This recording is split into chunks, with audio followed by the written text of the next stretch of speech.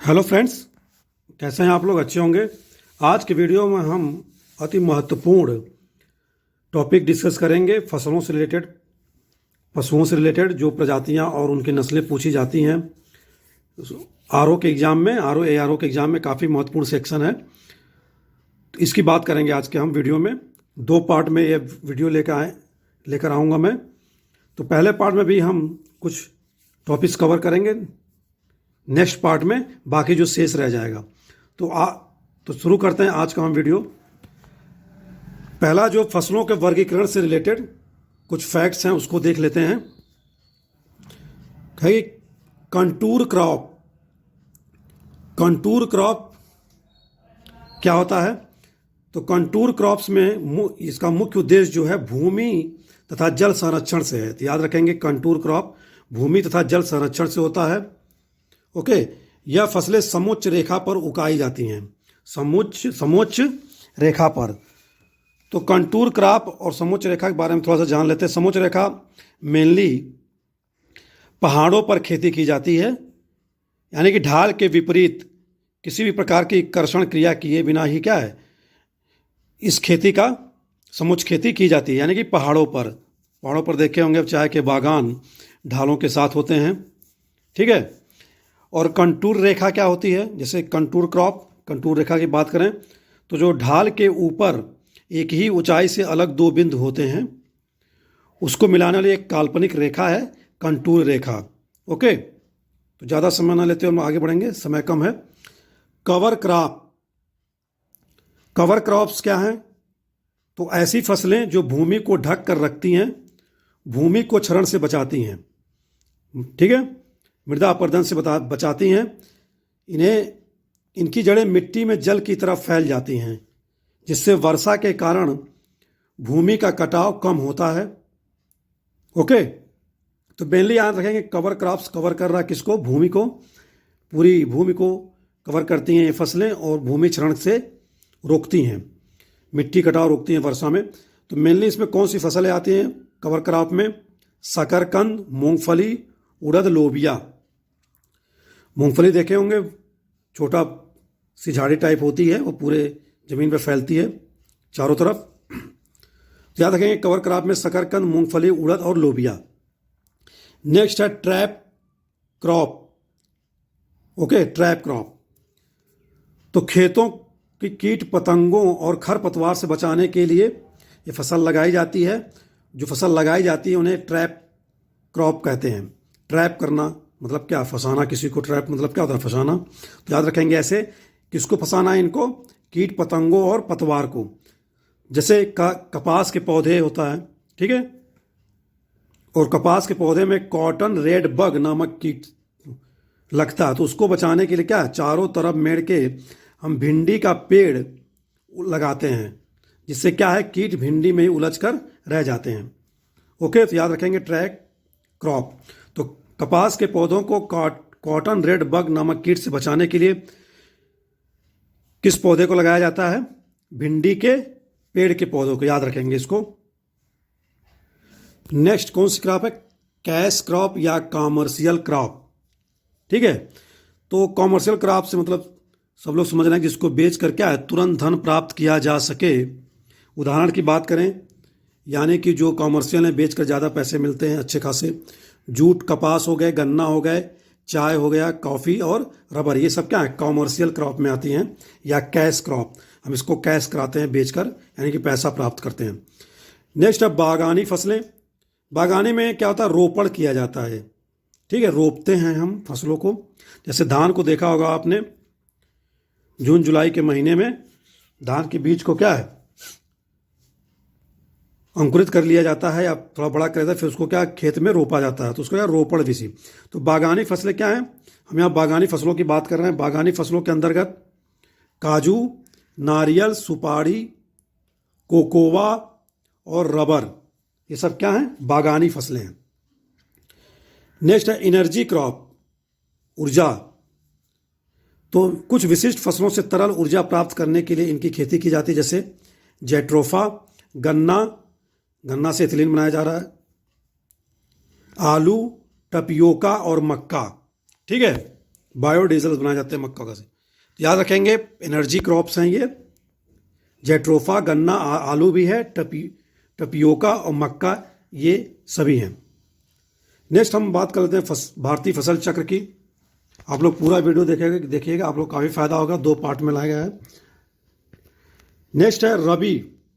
तो भारतीय फसलों को 3 भागों में बांटा गया है, रबी की फसल, खरीफ की फसल और जायद की फसल। तो सबसे पहले हम रबी की फसल देखते हैं। तो रबी की फसल कब बोई जाती है?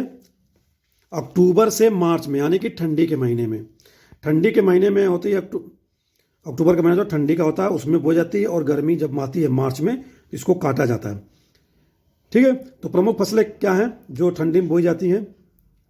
मेनली गेहूं है, याद रखेंगे, आलू है, अलसी, सरसों, जौ, मटर, चना। ओके, तो रबी फसलों में जो टाइम ड्यूरेशन है अक्टूबर से मार्च, चना, मटर, गेहूं, जौ, आलू, अलसी, सरसों। नेक्स्ट खरीफ।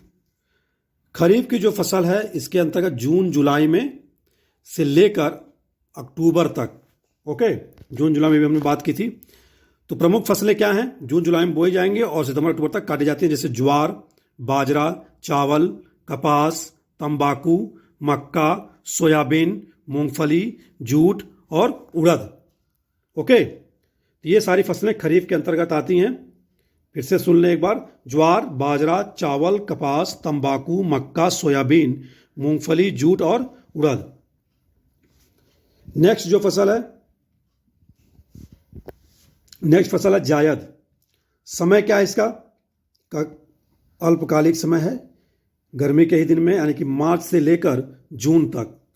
वे फसलें हैं जिसमें क्या पानी ज़्यादा होता है, और गर्मी के महीने में मनुष्य के शरीर को पानी की आवश्यकता ज़्यादा होती है। जैसे खरबूज हुआ, ककड़ी हुआ, खीरा हुआ, तरबूज हुआ। तो ये सारी जायद की फसलें हैं मार्च से लेकर जून तक। नेक्स्ट फसलोत्पादन की बात करें। फसल उत्पादन से अर्थ क्या है? सस्य विज्ञान, कृषि विज्ञान की वह शाखा है जो फसल उत्पादन और भूमि प्रबंधन के सिद्धांतों और क्रियाओं से संबंध रखती है। फसल उत्पादन यानी सस्य विज्ञान कहते हैं इसको, यानी कृषि विज्ञान की एक शाखा है जो फसल का उत्पादन और उसका जो प्रबंधन है भूमि का, उसके सिद्धांतों और क्रियाओं पर क्या है? संबंध रखती है। ये तो परिभाषा हो गई शस्य विज्ञान या फसलोत्पादन की। वर्गीकरण की बात करें, फसलों का वर्गीकरण, तो इसमें सबसे पहले फसल सघनता। फसल सघनता कैसे ज्ञात करते हैं? फसल सघनता ज्ञात करते हैं यानी कि एक वर्ष में कुल बोया गया क्षेत्र, भूमि का जितना हम क्षेत्र बो रहे हैं, ऑब्लिक शुद्ध कृषि क्षेत्र। ओके, एक वर्ष में कुल बोया गया क्षेत्र हमने बोया, उसमें कुछ चीज़ें हुई, कुछ चीज़ें नहीं हुई, खराब भी जाती फसलें, तो शुद्ध कृषि जो हुई उसको 100 से मल्टीप्लिकेशन कर देंगे तो क्या ज्ञात हो जाएगा हमें? फसल गहनता। तो फसल गहनता जनवरी, मेनली जो भारत की फसल सघनता है वो कितनी है? 122 जनगणना, कृषि जनगणना 2017-18 के अनुसार। तो याद रखेंगे 142 क्वेश्चंस पूछे गए हैं, पहले भी, बाद में भी पूछे जा सकते हैं। फसल सघनता हमने बात की, एक ही खेत में कृषि वर्ष के दौरान फसलें प्राप्त की जाती हैं, सूत्र हमने ये देख लिया। नेक्स्ट बात करेंगे आगे हम। नेक्स्ट है कि विश्व के 3 शीर्ष खाद्यान्न उत्पादक राष्ट्र जो 2018 की गणना के अनुसार बात करें तो सबसे ज़्यादा खाद्यान्नों को उत्पादक जो राष्ट्र है, सबसे पहले नंबर आता है चीन। ओके, फिर यूएसए, फिर तीसरे नंबर पर क्या होना है? भारत। याद रखें, चीन, यूएसए, भारत, यह है शीर्ष खाद्यान्न उत्पादक राष्ट्र, चीन, यूएसए, भारत। भारत के 3 शीर्ष खाद्यान्न उत्पादक राज्यों की बात करें हम, स्टेट्स की, तो इसमें सबसे पहला अपना प्यारा उत्तर प्रदेश। ओके, फिर मध्य प्रदेश, फिर पंजाब। उत्तर प्रदेश, मध्य प्रदेश, फिर पंजाब, ये क्रम याद रखेंगे। नेक्स्ट बात करें कुछ फसलों के, हम बात कर लेते हैं जो इंपॉर्टेंट पड़े, जैसे गेहूं। गेहूं क्या है? जलवायु किस जलवायु में होती है? उष्णकटिबंधीय जलवायु में। ठीक है, तो प्रजाति की बात करें तो टी स्टेवियम, यह संपूर्ण भारत में गेहूं की इस प्रजाति खेती होती है, और इस प्रजाति की खोज डॉक्टर नॉर्मन बोरलॉग द्वारा की गई थी, जो मैक्सिको में विकसित किया गया था। तो याद रखेंगे पूरे भारत में जो खेती की जाती है गेहूं की वो टी एस्टिवियम की है, और इसकी खोज डॉक्टर नॉर्मन बोरलॉग द्वारा की गई थी और इसको मैक्सिको में विकसित किया गया था। ठीक है, नॉर्मन बोरलॉग के पास अमेरिकी नागरिकता थी। याद रखेंगे, ये क्वेश्चन पूछा हुआ किस देश के नागरिक थे, तो अमेरिकी थे लेकिन मैक्सिको में काम कर रहे थे। नॉरिन 10 बोनी प्रजाति है गेहूं की, ये भी क्वेश्चन आए हुए हैं। नॉरिन 10। ओके, भारत में हरित क्रांति के दौरान प्रयोग की गई गेहूं की किस्में कौन कौन सी थी, उसको देखते हैं हम लोग। लर्मा रोजो 64 ए, सोनारा 64, ये दो प्रजातियां थी गेहूं की जो हरित क्रांति के समय प्रयोग हुई थी। हरित क्रांति क्या थी, 1966 से लेकर 69 तक, 69 कह लें। इमर गेहूं यानी कि टी डिस्कम, इमर गेहूं टी डिस्कम, यह दक्षिण भारत में प्रचलित गेहूं की किस्म है। ओके, टी डिस्कम, तो याद रखेंगे दक्षिण भारत ना पूछे तो अगर टी डिस्कम देता मिलाने के लिए तो ये क्या है, गेहूं प्रजाति है। टिटिकेल, टिटिकेल जो है दो फसलों को मिलाकर बनाए गए गेहूं एवं राई के मध्य क्रॉस कराकर इस गेहूं की किस्म को क्या किया गया है, इन्वेंशन किया गया टिटिकेल का। याद रखेंगे टी एस्टेवियम नोरिन 10 बोनी प्रजाति है। हरित क्रांति के दौरान लर्मा रोजो 64, सोनरा 64 और दक्षिण भारत में प्रचलित किस्म इमर गेहूं कह सकते हैं या टी डिस्कम और टिटिकेल गेहूं एवं राई के मध्य क्रॉस से पैदा हुई है। ओके, नेक्स्ट गेहूं के सामान्यतः मिलने वाले तत्वों की बात की जाए तो गेहूं सबसे ज़्यादा कार्बोहाइड्रेट की प्राप्ति होती है 65 to 70% तक, प्रोटीन 8 से 15%, वसा 2%, अन्य खनिज 2%। ठीक है, तो गेहूं अगर गेहूं से रिलेटेड पोषक तत्वों की बात क्वेश्चंस आते हैं जिसमें क्या कालक्रम क्रॉनिकल ऑर्डर में सजाना हो तत्वों की प्राप्ति से तो सबसे पहले कार्बोहाइड्रेट, प्रोटीन, वसा, फिर उसके बाद अन्य खनिज। तो गेहूं में पाए जाने वाले विटामिन भी हैं B1, B2, B6 और E। याद रखेंगे गेहूं में पाए जाने वाले विटामिन कौन कौन से हैं, B1, B2, B6 और E। लेकिन क्या है, गेहूं की जब पिसाई की जाती है तो इन विटामिनों का ह्रास हो जाता है। ओके, 1, 2, 6 और E। क्षेत्रफल की बात करें, क्षेत्रफल उत्पादन दोनों ही दृष्टि में विश्व में धान के बाद गेहूं क्या है, दूसरी महत्वपूर्ण फसल है। ओके, यानी कि किसी भूमि क्षेत्रफल पर बुआई की जाए गेहूं की या उत्पादन भी मैटर बात करें तो धान के बाद धान पहले नंबर पर, दूसरे नंबर गेहूं आती है। ओके, नेक्स्ट गेहूं में लगने वाले रोगों की बात की जाए तो रस्ट 3 प्रकार का होता है, येलो, ब्राउन और ब्लैक रस्ट। ठीक है, तो ये तीनों रोग किस में लगते हैं, गेहूं में लगते हैं। करनाल बंट भी एक रोग है, अनावृत कंडुआ, लॉस स्मट, ये भी क्या है, गेहूं का रोग है। और झुलसा, ये भी गेहूं में लगने वाले प्रमुख रोग है। तो याद रखेंगे रस्ट, येलो, ब्राउन और ब्लैक, करनाल बंट, अनावृत कंडुआ, लॉस स्मट कह सकते हैं और झुलसा। गेहूं की प्रमुख किस्मों की बात की जाए, सोनालिका, कल्याण सोना, राज 3077, मैक्रोनी, पूसा सिंधु गंगा, गिरजा गोमती, देश रत्न, भवानी, चंद्रिका, कंचन, पूसा बेकर। मुख्यतः बेकरी उद्योग में इस गेहूं का प्रयोग होता है, पूसा बेकर का। तो गेहूं किस्मों को याद रखेंगे, सोनालिका, कल्याण सोना, राज 3077, मैक्रोनी, पूसा सिंधु गंगा, गिरजा गोमती, देश रत्न, भवानी, चंद्रिका, कंचन, ये सब नाम याद रखेंगे, ये पहचानने में थोड़ा दिक्कत होगी।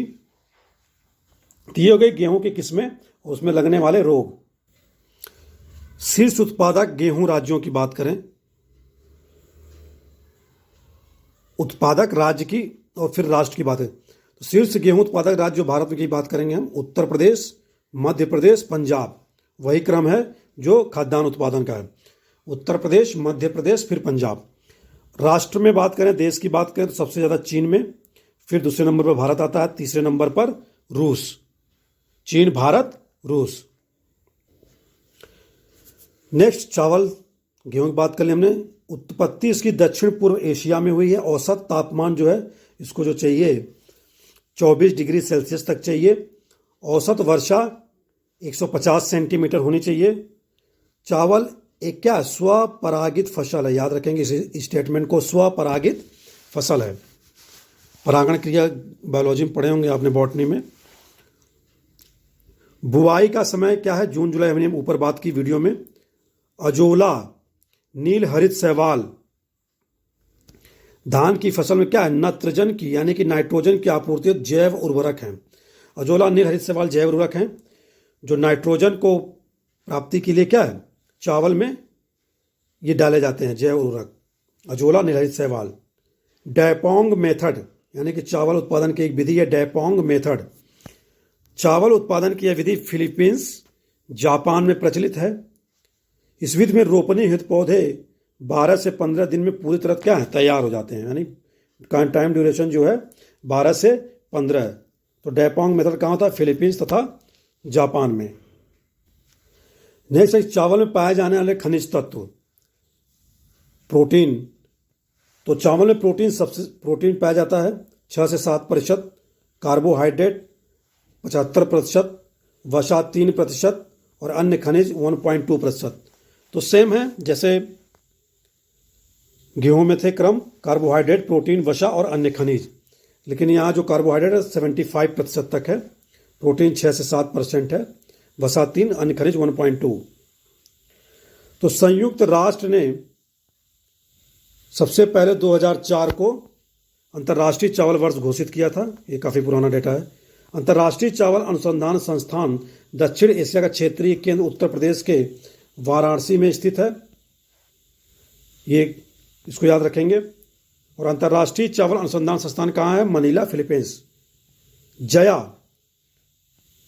भारत में विकसित धान की प्रथम बौनी प्रजाति है जया, ठीक है। तो जया याद रखेंगे, धान की बौनी प्रजाति है। पश्चिम बंगाल, तमिलनाडु में चावल की 3 फसलें उगाई जाती हैं। ओके, याद रखेंगे 3 फसलें यानी कि 3 ऋतुएं हो गई। कहाँ कहाँ, पश्चिम बंगाल और तमिलनाडु में।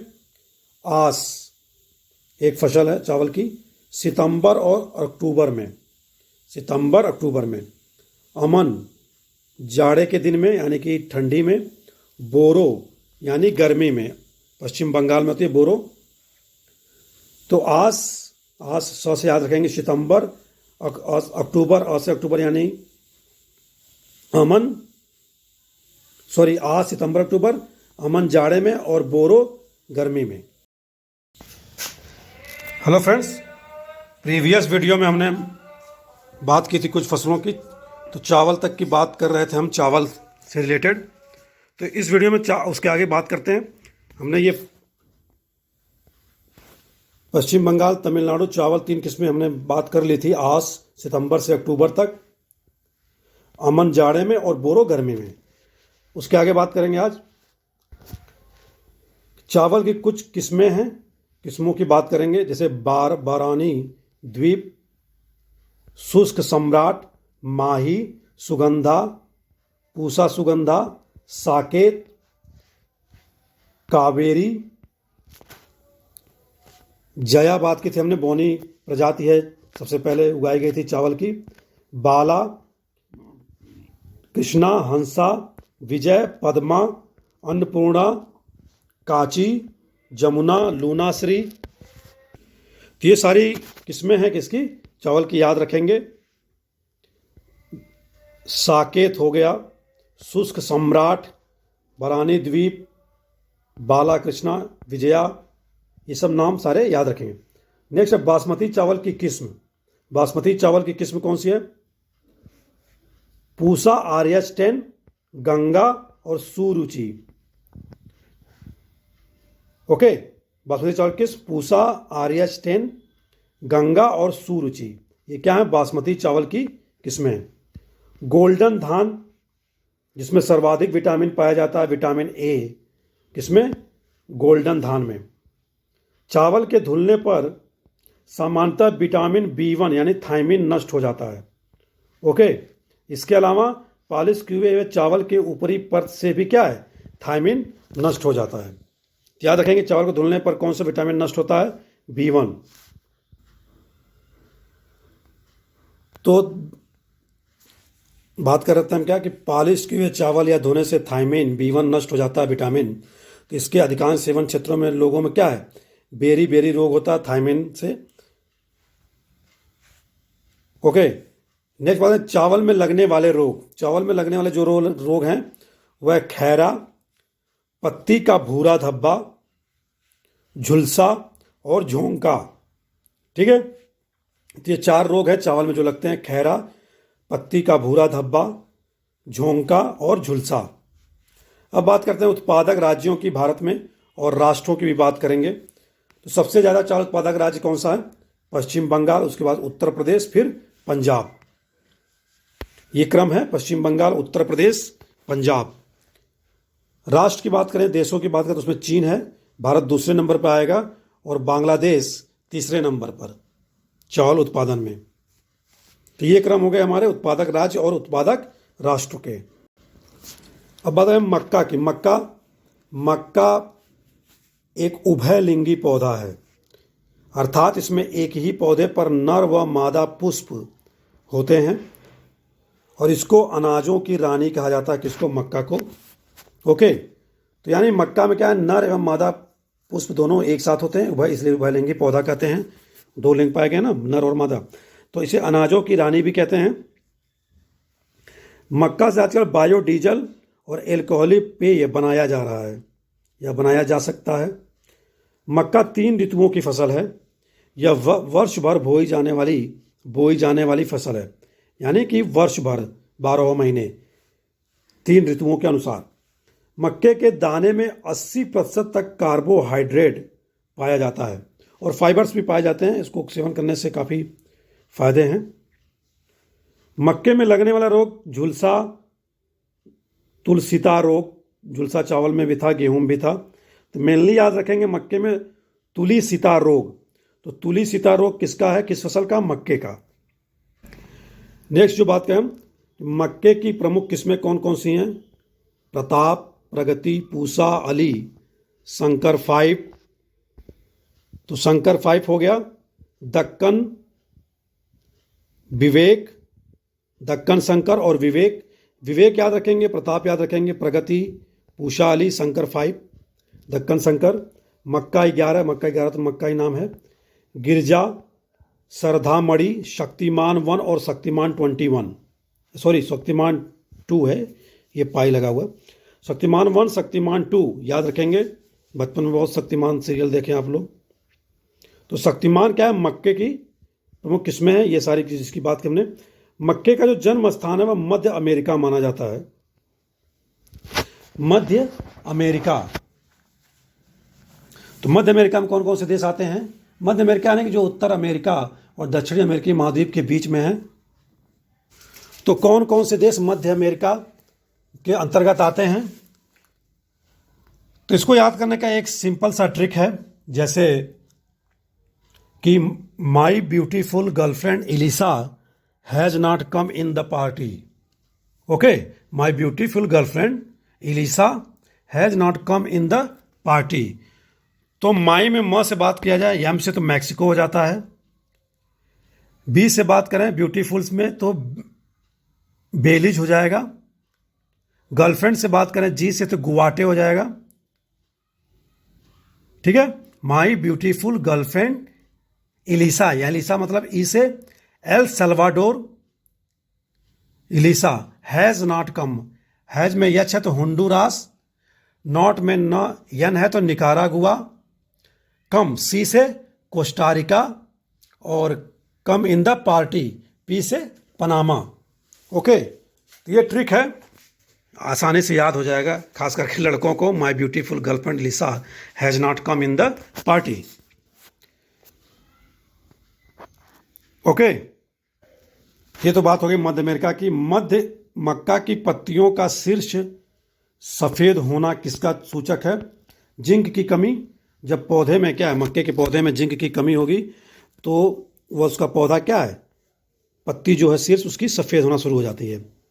सर्वाधिक कार्बोहाइड्रेट मक्का में ही पाया जाता है। ओके, तो मक्का उत्पादक राज्य की बात कर लें, फिर किसकी बात करते हैं हम, राष्ट्रों की। तो मक्का उत्पादन में कर्नाटक पहले नंबर पर, दूसरे नंबर पर मध्य प्रदेश, तीसरे नंबर पर महाराष्ट्र। तो नीचे से आएंगे कर्नाटक, मध्य प्रदेश, महाराष्ट्र, बीच में महाराष्ट्र आ जाता है लेकिन महाराष्ट्र को बाद में रख दिए। राष्ट्र की बात करें, नेशंस की बात करें तो यूएसए, दूसरे नंबर पर चीन, तीसरे नंबर पर ब्राज़ील। यूएसए, चीन, ब्राज़ील, यूएसए, चीन और ब्राज़ील, तीनों 3 कॉन्टिनेंट में है। उत्तर अमेरिका में अमेरिका, दक्षिण अमेरिका में ब्राज़ील है और एशिया में चाइना। नेक्स्ट फसल की बात करते हैं बाजरे की। तो क्षेत्रफल उत्पादन दृष्टि से बाजरा भारत का तीसरा प्रमुख खाद्यान्न है। बाजरे में सर्वाधिक सूखा सहने की क्षमता होती है, यानी कि पानी की कमी कम लगती है, इसमें पानी कम लगता है। अनाज में सर्वाधिक खनिज लवण की मात्रा बाजरे में ही होती है, याद रखेंगे इस फैक्ट को, बाजरे में। तो बाजरे में लगने वाले रोग कौन है, अरगट, कंडुआ गेहूं में भी था, हरित बाल। ओके, 3 रोग हैं, अरगट, कंडुआ, हरित बाल। और बाजरे का जन्म स्थान क्या है, अफ्रीका माना जाता है बाजरे का जन्म स्थान, अफ्रीका। नेक्स्ट, विविध तथ्य की बात करें कि अन्न भंडार करते समय दानों में नमी 14% से कम होनी चाहिए, अन्यथा कीट प्रकोप भय होता है। ठीक है, कीट लगने का भय रहेगा। अगर दानों में नमी अगर 14% से कम है तो अन्न भंडार कर लेना चाहिए। दक्षिण भारत में अन्न भंडार की उपमा कावेरी घाटी को प्रदान की गई है, यानी कि कावेरी घाटी में अन्न भंडार ज़्यादा होते हैं, काफ़ी फर्टिलाइज एरिया है कावेरी घाटी। C14 मक्का, बाजरा, ग्वार, गन्ने को कहते हैं। ठीक है, C4 टाइप के जो पौधे हैं वो कौन कौन से हैं, मक्का, बाजरा, ग्वार और गन्ने। इसमें जड़ तना प्रकाश संश्लेषण के दौरान क्या है, 4 कार्बन युक्त ऑक्सैलोएट बनाते हैं, कार्बन युक्त ऑक्सैलोएसिएट। ओके, तो C4 टाइप जो पौधे हैं उसकी बात करेंगे, मक्का, बाजरा, ग्वार, गन्ना। तो प्रकाश संश्लेषण जब होता है तो जड़ तने क्या करते हैं, 4 कार्बन युक्त, यानी कि C4 मतलब क्या, 4 कार्बन है इसमें, ऑक्सैलोएसिएट बनाते हैं। तो शीर्ष बाजरा उत्पादक राज्यों की बात करें तो राजस्थान, दूसरे नंबर पर उत्तर प्रदेश। इस क्रम को याद रखेंगे, राजस्थान बाजरा उत्पादन में, उत्तर प्रदेश दूसरे नंबर पर। दलहनी फसलों की बात करें, पल्स प्रोडक्शंस की, तो लेग्यूम कुल की फसलों को दलहनी फसल कहते हैं। तो दलहनी फसल किस कुल की है, लेग्यूम।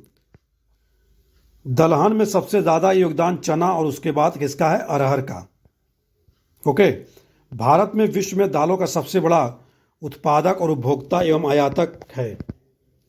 भारत विश्व में दालों का सबसे बड़ा उत्पादन भी करता है, उपभोग भी होता है और आयात भी भारत करता है। ओके, उपयोग इतना ज़्यादा है कि हमें आयात करना पड़ता है, जबकि हम सबसे ज़्यादा क्या है, प्रोडक्शन भी करते हैं।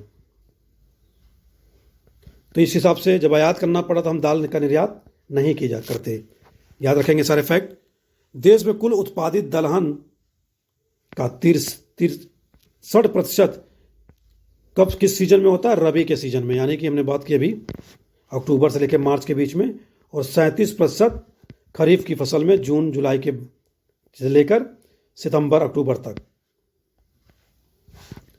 लोबिया, मूंग, दलहन चारा और हरी घास के रूप में भी प्रयोग किए जाते हैं। ठीक है, कौन कौन से हरी घास के रूप में प्रयोग होते हैं, लोबिया और मूंग, दलहन फसलें नाइट्रोजन स्थिरीकरण करती हैं, नाइट्रोजन की मात्रा मिट्टी में बढ़ाती हैं। राजमा जो है नाइट्रोजन स्थिरीकरण नहीं करता।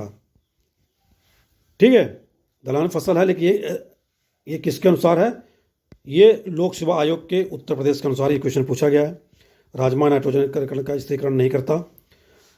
और नेक्स्ट फैक्ट जो याद रखेंगे, भारतीय दलहन संस्थान कहाँ स्थित है, तो उत्तर प्रदेश के कानपुर जिले में स्थित है भारतीय दलहन संस्थान। संस्थानों की बात हम करेंगे आगे के वीडियो में। कृषि से रिलेटेड जितने भी संस्थान हैं, पशु से रिलेटेड। ग्वार, इसका उपयोग जानवरों के चारे के रूप में होता है, ठीक है। लेकिन कुछ पिछले दशक से हम बात करें तो सेल गैस के निष्कर्षण में ग्वार गोंद का प्रयोग किया जाता है। तो याद रखेंगे, सेल गैस के निष्कर्षण में किस फसल के गोंद का प्रयोग किया जाता है? ग्वार का। क्वेश्चन पूछे जा सकते हैं। ग्वार बीजों से निकलता है और इस कारण क्या है, इसके फसल में यानी कि ग्वार की जो कीमत है उसमें वृद्धि हुई है। अरहर की किस्में कौन कौन सी हैं? मालवीय चमत्कार, बहार, आजाद, अमर, पारस, पूसा 16। तो पूसा से नाम से तो सबकी किस्में हैं चावल गेहूं की, लेकिन ये जो नाम है पारस, अमर, आजाद, बहार, चमत्कार, मालवीय चमत्कार, ये सब क्या हैं? अरहर की फसलें हैं। उकठा रोग अरहर में होता है, तो उकठा रोग का संबंध किस फसल से है? अरहर से है। किस्में क्या हैं? कितनी भी फसलों की किस्में हैं वो सूची में लाने नहीं देता है आमने सामने, रोग का भी। मटर की प्रमुख किस्में आती हैं। किस्म मटर की जो प्रमुख किस्म है अपर्णा, यानी इसका नाम ही है अपर्णा, यानी कि जिसमें पर्ण ना हो, पत्तियां ना हो, पत्ती विहीन प्रजाति है। फिर सपना जी भी क्या है? मटर की प्रजाति है। और रचना जी भी। लेडीज नाम खूब रखे जाते हैं प्रजातियों के। तो मटर की जो प्रमुख किस्म है अपर्णा, सपना और रचना। नेक्स्ट बात करेंगे हम नेक्स्ट स्लाइड में सोयाबीन की।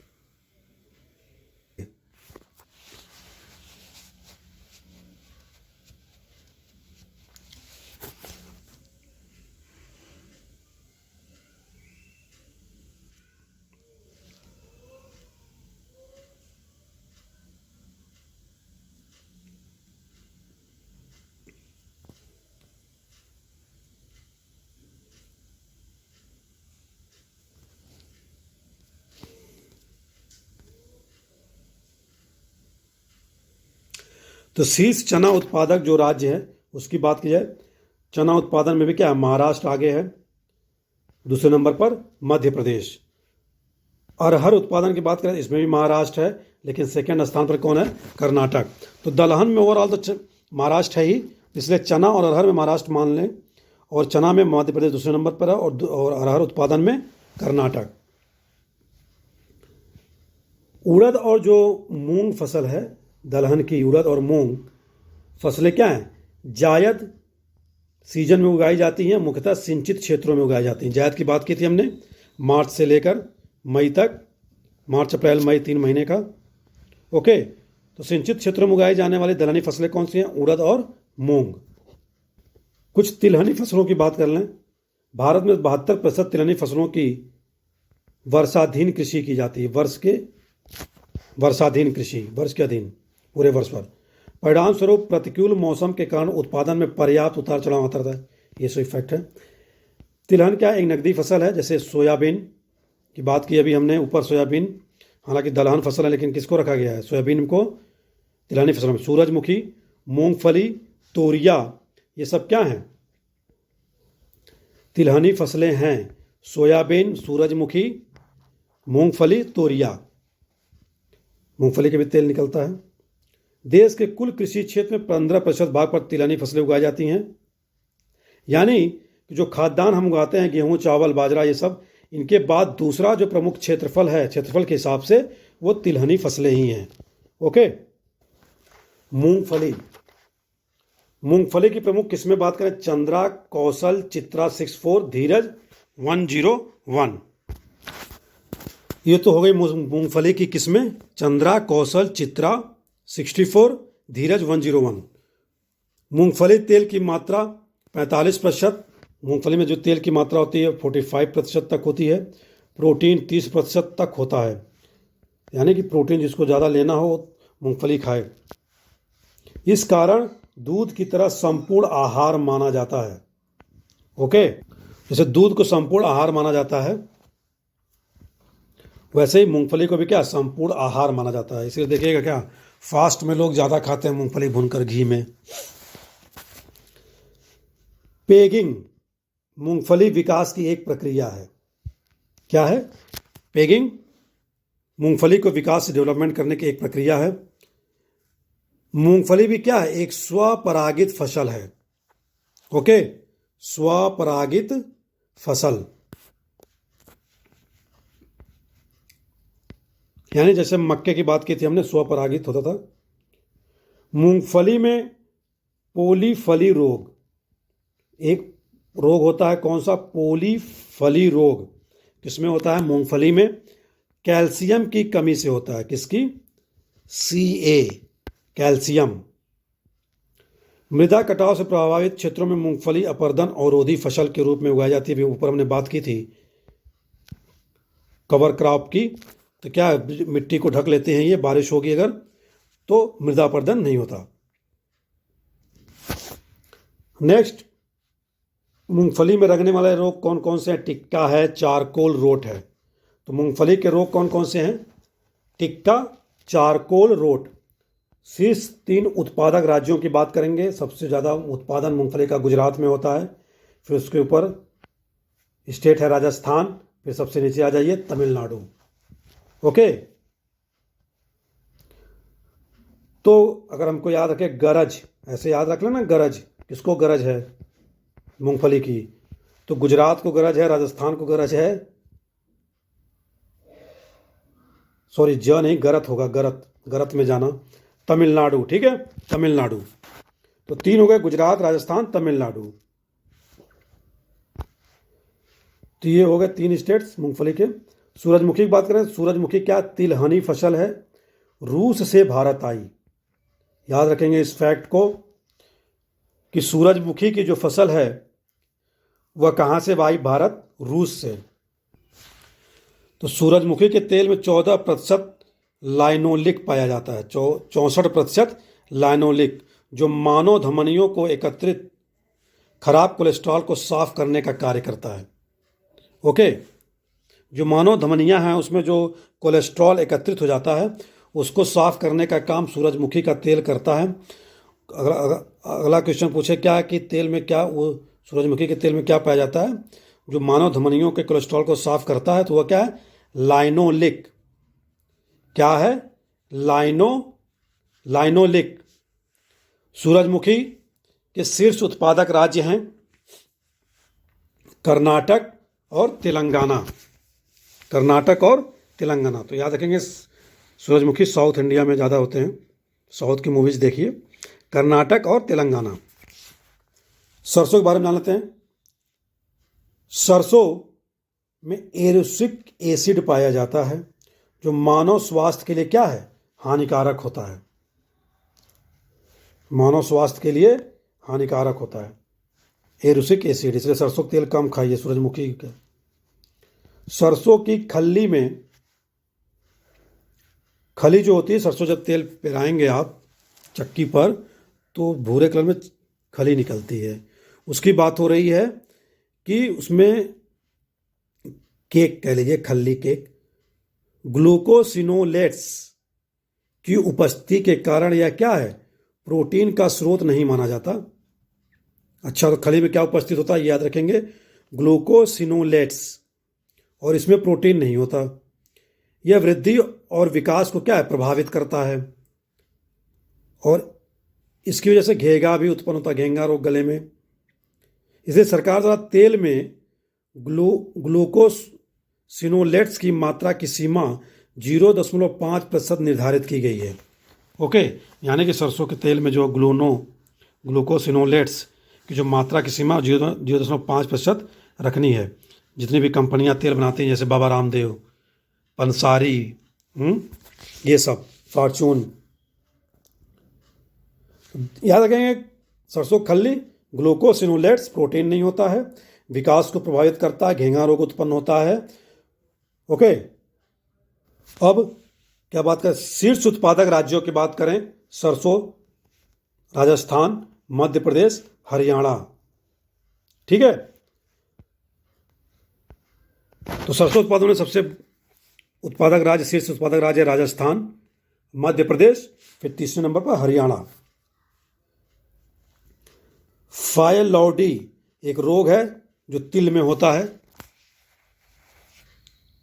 तिल खाते हैं हम लोग ठंडियों के दिनों में, इसमें भी चल रहा खूब तिल के लड्डू। ओके, तो फाइलॉडी एक रोग है जिसमें क्या है, तिल में पाया जाता है। वो तिल काला हो चाहे सफ़ेद हो, फाइलॉडी। व्यापारिक फसलोत्पादन की बात करें जैसे कपास। भारत विश्व का पहला देश है जहां कपास की संकर किस्म विकसित की गई है, क्रॉस किया गया है, क्रॉस। तो सर्वोत्तम कपास रेशे की जो लंबाई होती है वो 5 सेंटीमीटर होती है, उससे ज़्यादा भी हो सकती है। कपास के रेशे बीज से प्राप्त होते हैं, याद रखेंगे, सीड्स से। कपास को क्या कहते हैं, श्वेत स्वर्ण यानी कि वाइट गोल्ड भी कहा जाता है। ये सारे फैक्ट्स हो गए कपास से रिलेटेड। नेक्स्ट फसल, कपास की प्रमुख किस्में हम जान लेते हैं। Akola, Sujata, Desi Shyamali, Lohit UP. Okay, Lohit UP. कपास के बिनौले में 19% खाद्य तेल पाया जाता है। क्या पाया जाता है, 19% खाद्य तेल। तो किस्में याद रखेंगे, मिलाने के लिए पूछते हैं। अकोला, सुजाता, देसी श्यामली और लोहित यूपी। ओके, सुविध विकास भी है एक। शीर्ष कपास उत्पादक राज्यों की बात करें तो कपास सबसे ज़्यादा उत्पादन गुजरात में होता है, फिर महाराष्ट्र में, फिर तेलंगाना में। तो दोनों सटे राज्य हैं, गुजरात, महाराष्ट्र, फिर नीचे तेलंगाना। नेक्स्ट फसल की बात करते हैं, जूट। कपास की भारी नकदी फसल है। जूट के पौधे से रेशे को अपलगन विधि द्वारा तने की छाल से नीचे प्राप्त किया जाता है। ठीक है, जूट का जो पौधा होता है, अपगलन विधि, तने की छाल, यानी क्या करते हैं, जूट के पौधे को पानी भिगो देते हैं, वो फूल जाता है, उसका जो ऊपर का पोर्शन होता है छाल, फिर उसको खींच के निकाल लिया जाता है। ओके, इसे क्या, अपगलन विधि, गला रहे हैं हम।